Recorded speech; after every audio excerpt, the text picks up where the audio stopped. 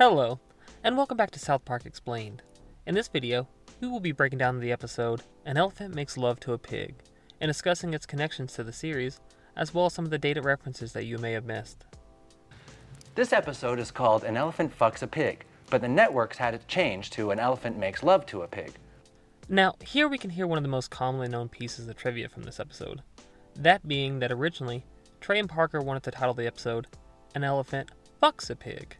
But, unfortunately, no matter how far they pushed the envelope, Comedy Central just wouldn't allow profanity to be included in the title, which is pretty ironic considering how much actual profanity is in the episode proper.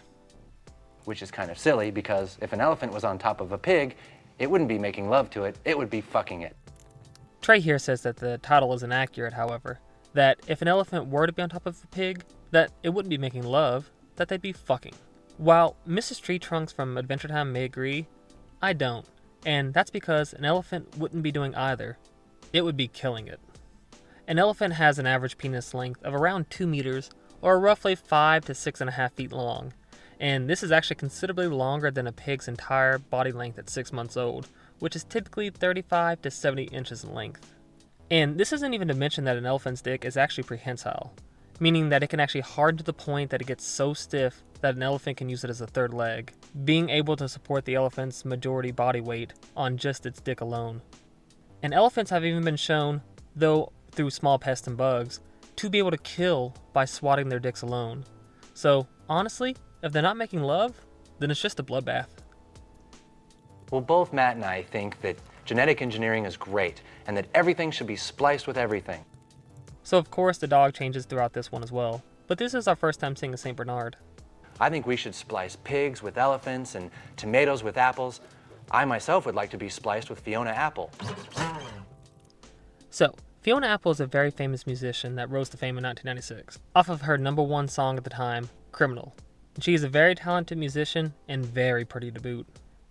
In fact, Stone finds her so attractive that he would use her as a point of comparison in the Mecha Streisand episode, when Barb Brady told Streisand that he didn't know who she was, but that she certainly was no Fiona Apple, and if she wasn't Fiona Apple, that he didn't give a rat's ass. What? You know who I am, don't you?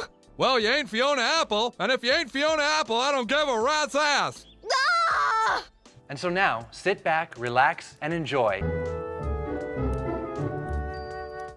This is the first episode in which the creators actually did not exclaim it to be their favorite during the Fireside Chat opening. Your sister beat you up again, huh? No, I would never let a woman kick my ass. If she tried anything, I'd be like, hey, you get your bitch ass back in the kitchen and make me some pie. Yeah, Cartman's definitely full of it. Now, we will see him get beat up several times throughout the series, but none is more cathartic than when Wendy knocked his shit so hard that it popped the dimples out of his ass. Wendy? I'm finished!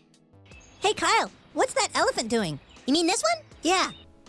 And so this joke is literally referring to addressing an elephant in the room. The entire conversation the boys has, no one asks what Kyle is holding. We see it, but we ignore it all the way up until it's addressed. I got it mail order from Africa. Wow, that's cool. My mom won't let me keep him in the house. She says he's too big and that its poop is bigger than our couch. And by the way, Kyle's mom is absolutely right. An average adult elephant can produce between 220 and 330 pounds of poop a day, with each individual piece being comparable in size to a cantaloupe. That's why my mom got me a pot-bellied pig, because its poop is small. Kenny says, hey you guys, I talked to Garrison, and he told me that they're almost the same. Now, this is less about the kids being silly, and more likely about Garrison's teaching style. As we would see later on, he doesn't really care to talk about real science like DNA structures or evolution.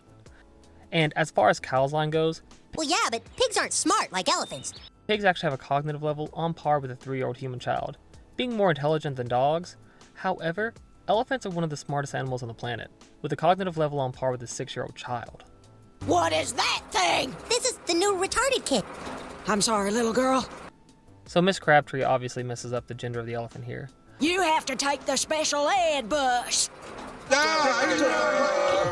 But she may be telling him he needs to go to the special needs bus because she's getting elephantitis mixed up with being an actual elephant. Also, in this shot, you can see a second-headed mask growing out of this silent boy's head, talking to the kid behind him.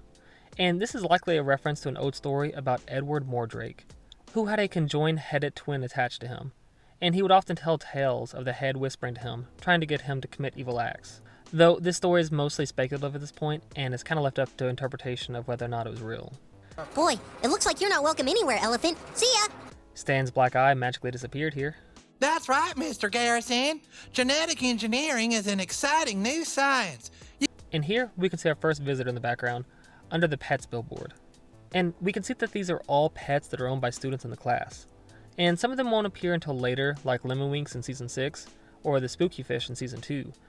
But we've seen Sparky in the last episode, and we will see Fluffy later on in this one. Having said that, this implies that some kid in the class actually has a visitor as a pet, living in their house and going as far as to name it. That's it! I'm going to combine my elephant with a pot-bellied pig and make pot-bellied elephants! That's stupid! Shut up, Terrence! And this is Terrence, the son of Dr. Mephesto. Now, he wasn't visible early in the wider shots of the classroom, but somehow is here. And you can see him in the background throughout the series, but this will be the only episode into which he has an actual speaking role. He also has a very complicated history, with him having allegedly died in the Mecha Streisand episode, because they confirmed it in the Fractured But Whole video game, with Dr. Mephesto exclaiming that nobody even remembered he had a son, or the fact that he died, but that he had an idea to save his son by splicing more butts to him. And even though he was confirmed dead in the game, he would still make several appearances as a background character throughout the series. Here, Stanley, sit down, have some cocoa, and tell your friend Mr. Hat all about it. Stop wasting Mr. Hat's time with the little wuss and give me back my cocoa. Now, you might be thinking, why does Kyle talk to Garrison, or in this case, Mr. Hat, when Mackie is the guidance counselor? Well, that's because Mackie actually doesn't make an appearance in the show until the Christmas episode later in the season, called Mr. Hanky, the Christmas Poo. Hey, Shelly here is watching Jesus and Pals, a local broadcast episode, and it actually seems that they were using some of the audio from a previous episode. Hey, Shelly. are you looking at my headgear? Headgear? What headgear? Are you looking at my headgear? So, this is Shelly Marsh, Stan's sister, and she, like many other characters in the show, is loosely based off a member of Trey Parker's family, that being his older sister. And he talks in the commentary track about his sister constantly beating him up as a child, even going so far as one time to throw him down a flight of stairs.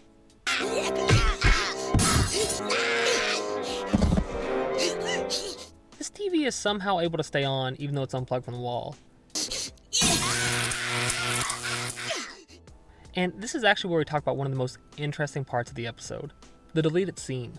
Now, South Park is no stranger to deleted scenes, but it is extremely rare for things to be cut from the show due to censorship. In the original episode, Shelly lights Stan on fire 3 times, while also putting him out 3 separate times.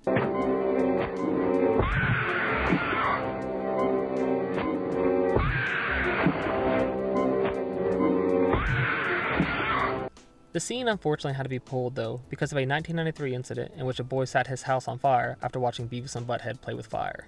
And this tragically ended in the life of his younger sister. And while this is an absolute tragedy, it would actually come out later that the boy had never even watched Beavis and Butthead. The family didn't even have cable. The boy who set the fires would recant the original story in 2008 when he claimed that his mom, who was on drugs at the time, made up the whole story for the news. And there is some post-irony to the situation. Shelly is shown to burn Stan 3 separate times while saving him each time. However, in the COVID specials, we learn that in an alternate timeline, Stan accidentally burned Shelly alive when he had set fire to the Tegrity Weed Barn, not knowing that she was trapped inside. And I want to believe that they added that as a homage to this infamous scene, but that's purely my speculation. Yeah, if some sissy chick tried to kick my ass, I'd be all like, hey, listen, missy, why don't you go knit me a sweater before I slap you in the face? Who said that? Damn it, Cartman! This must be it. And this is our first look at the South Park Genetic Engineering Lab. It will come back later with the new design, but it hasn't been seen in the show in many, many years. Baby? Well, at least I don't get my ass kicked by a girl. At least I'm not a little pig Hey!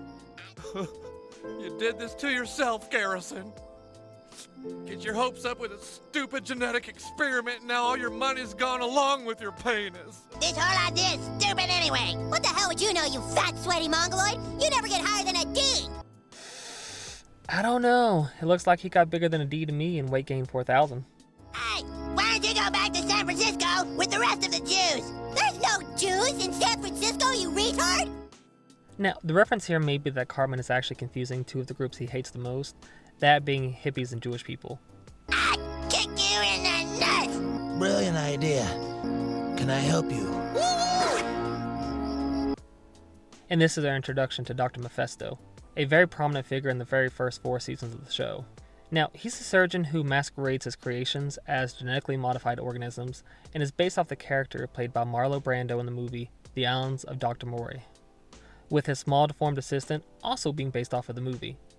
He also takes some of his grandiose inspiration from the park's owner in Jurassic Park, with his mannerisms and cane. Though, instead of Amber, this one appears to have a pair of legs with a hairy butt attached. Later in the series, he would even be shown to enter into a Marlon Brando look-alike contest, this obviously being a reference to his creation. Now, he would unfortunately become one of the very first characters in the show to be written out of the show completely without being outright killed.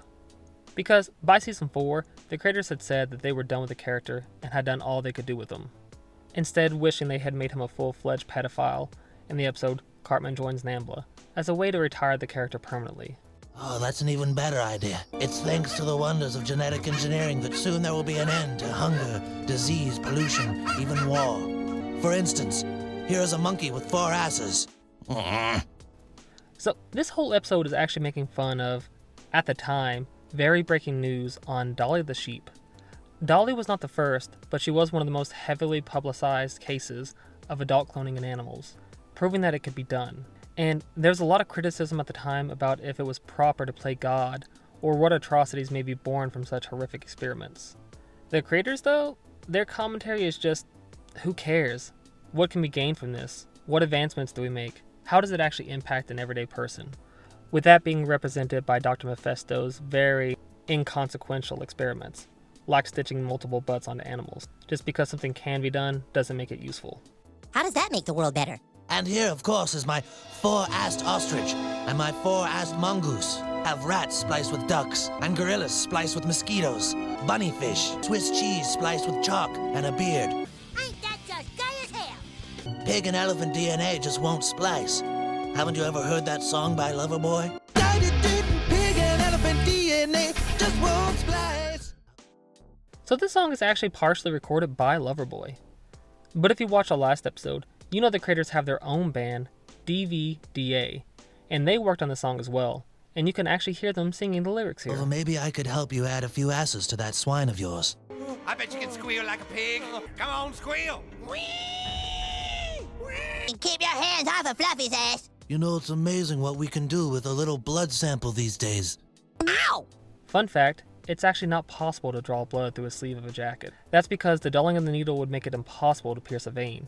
In best case scenario, he would just be stabbing them. Watch out, Stan! Genetic engineers are crazy! This gas is just hurting my ears. Now, you may be thinking to yourself, this shot actually looks really weird and the voices kind of seem off. Well, that's kind of by design. See, this clip is actually taken from the pilot episode. It was cut and reused here, with several of the segments just being reanimated. And with it following the timing of the hand-drawn animation, it does kind of feel choppy compared to what the new digital animation's timing is. Go away, Pip. Nobody likes you. Yeah, what kind of name is Pip anyway? Oh, of course they won't splice children. Haven't you ever heard that song by Loverboy? Pig and an elephant DNA just won't. A pig elephant? Chef would sing his own lines here, overtaking the lyrics sung by DVDA. If you want to combine a pig and an elephant, just get them to make sweet love. I don't think an elephant would make love to a pig. Now, coming from someone who owned a potbelly pig, that's just wrong. Those little freaks will hump anything.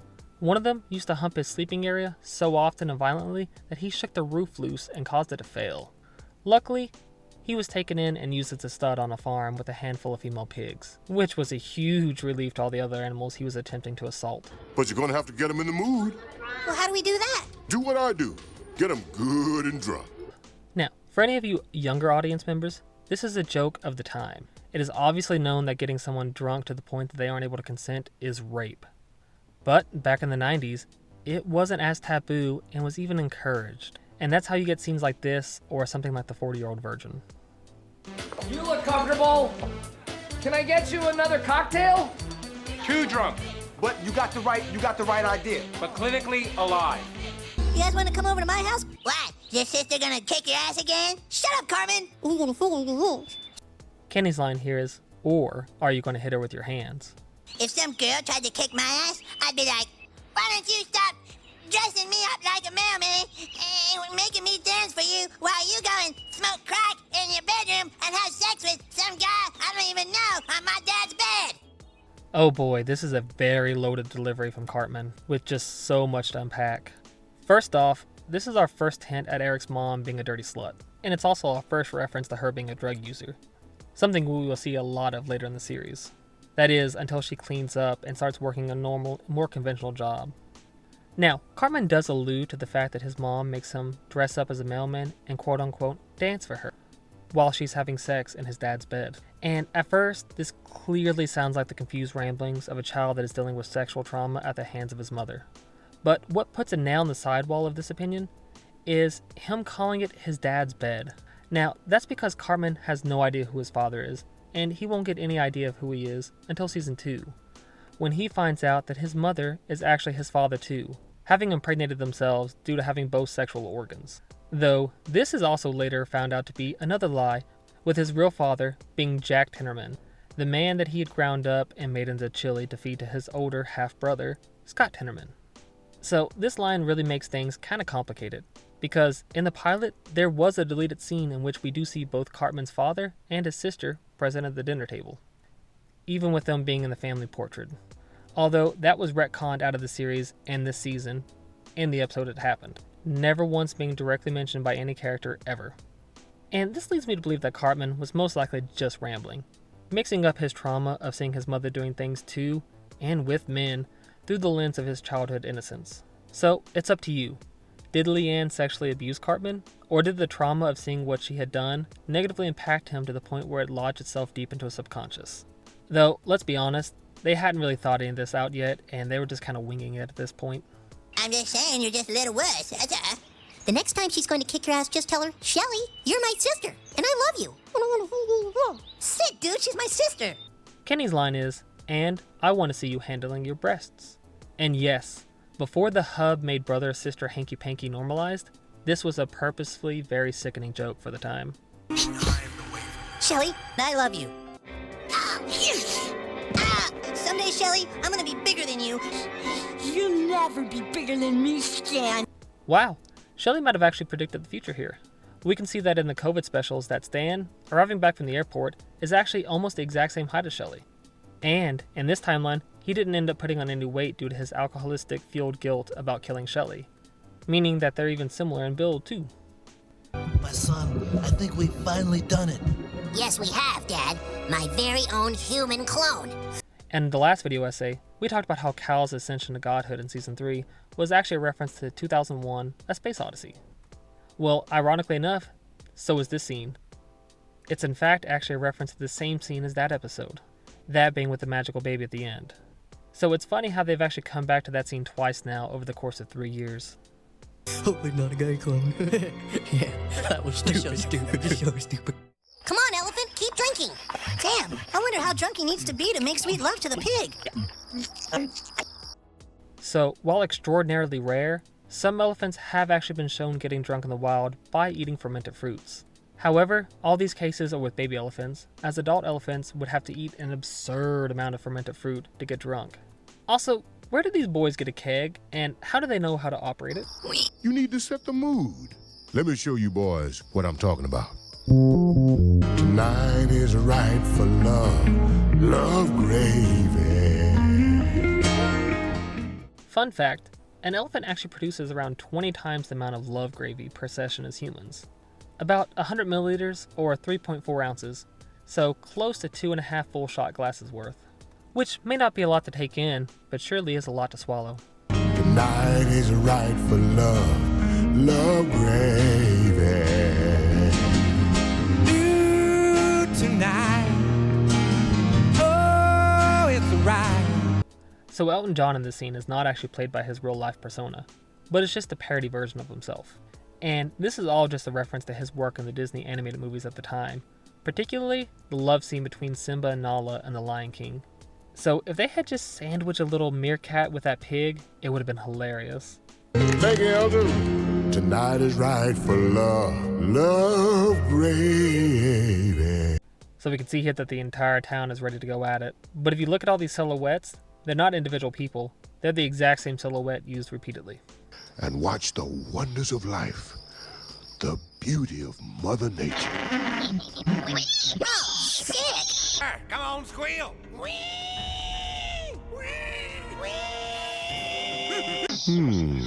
Now I know how all those white women must have felt. So, ironically enough, we will actually get a real answer to this in Season 2, Episode 14, when Cal's mom sleeps with Chef for $100. And not only does she do this, but she even gives a review to her husband on how the experience was. Now about that $100. Of course, here you go. How was it, honey? Pretty much what I expected. He's too dangerous, son. Dad, I want a human clone. Son, no. Well, looks like they added some elephant DNA into the mix. There's nothing worse than getting all drunk and waking up the next morning next to a pig. Oh, thank Buddha I found you boys. We can actually infer from this line that Mephesto is likely a Buddhist. Hey, you're that crazy cracker from up on the hill. A big mutant version of me? Kenny's line here is, a big mutant Stan?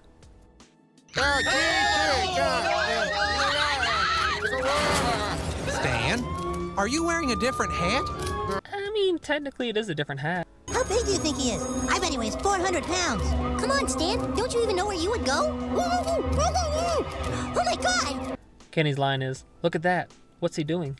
Police are requesting that if you see this little 8-year-old boy, you immediately kill him and burn his body. And now back to Jesus and pals. Yay.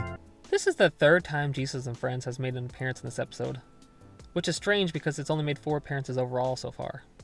My evil genetic clone is destroying the town. We have to find him.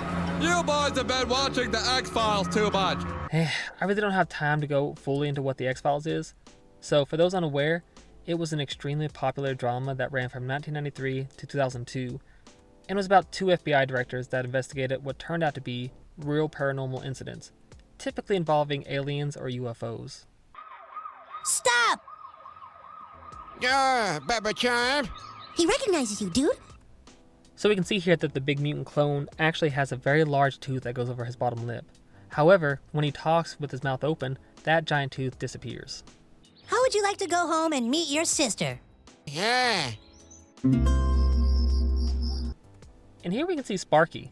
After Big Gay Al's big gay boat ride, he has decided to keep on his pink scarf permanently. So the idea of a clone Stan attacking Shelly When you see is actually Shelly, based off kick of her Trey's ass. childhood Shelly fantasy. bad. Shelly very As bad. a kid, he would often fantasize about a much bigger, stronger version of himself beating up his sister.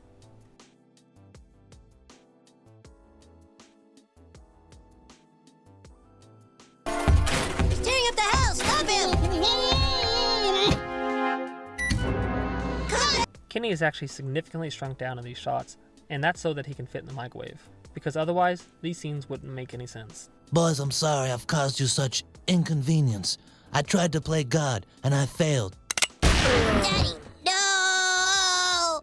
So he somehow shot this gun sideways, yet it still went forward? This isn't over. Just wait until tomorrow. Oh my God! They killed Kenny! You bastard! So the flesh was somehow cooked right off of his bones, which is kind of strange because that's actually not how microwaves work. But considering it's clean in this next shot, somehow this microwave has just turned him into a skeleton. Stanley, what in God's name have you been doing? Everybody in town is upset with you, young man. Oh boy, it's Randy and Sherry. Now, you saw Randy in the episode Volcano, and he actually played a very significant role in the episode, being the town's geologist, and saving everyone. But it's not actually until this episode that it's revealed that he's Stan's father. Before that, he was just a regular member of the town. It's not Stan's fault. He's with me the whole time. Oh. And this scene of Shelly taking up for Cal after everything is, again, a reference to Trey's childhood, as he once ran up the phone line making calls and knew that he would be in serious trouble, but for some reason, his sister took up for him. despite all the abuse that she had put him through. Shelly, you saved my life. We conquer them by sticking together.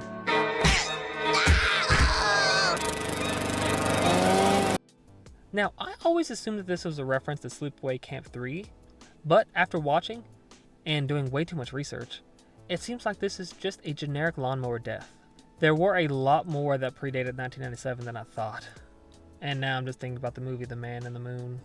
Hey everyone, let's give Casey and his weed a big hand. So this is actually Kevin Stoley, our little sci-fi nerd. Casey was just a placeholder name given to him, as he wouldn't actually receive his name Kevin until Season 2, Episode 5.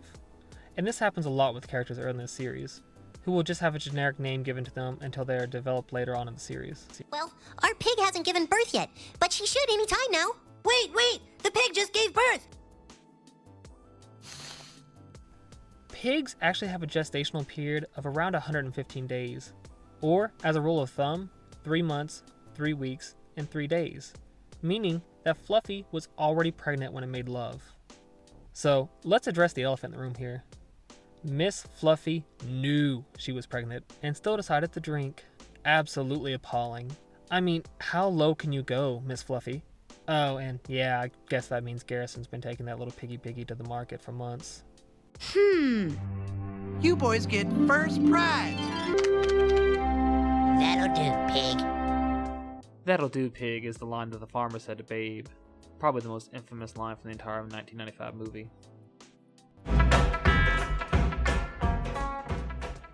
And so that's the episode. I know this one was probably significantly longer than the last 2 videos, and considering I'm on the 6th page of the script already, possibly one of the longest videos yet. But thank you so much for all those who made it to the end. And I know I've switched to a new video essay style for a couple videos, but for now, I'd actually like to return to the hyper-analysis videos that I'm doing here. I really liked making the full-length essays, and it's clear from the views that they are somewhat more popular to the general audience, but I felt like I wasn't really adding too much that other, better, bigger video YouTubers like Johnny Tucello, Armchair Analysis, Slush, or Toonerific Tariq could do. So I'd like to stick with my own initial style for a while, because it's something new for the fans to enjoy, and I really love going into these deep dives on old news articles and papers to find all the silly pop culture references, and helping breathe life into a series that's over 25 years old. So, if you enjoyed that as much as I do, please consider leaving a like and dropping a comment. I reply to every single one. And if you want to see the next video in this series, please consider subscribing. So, until next time, ciao.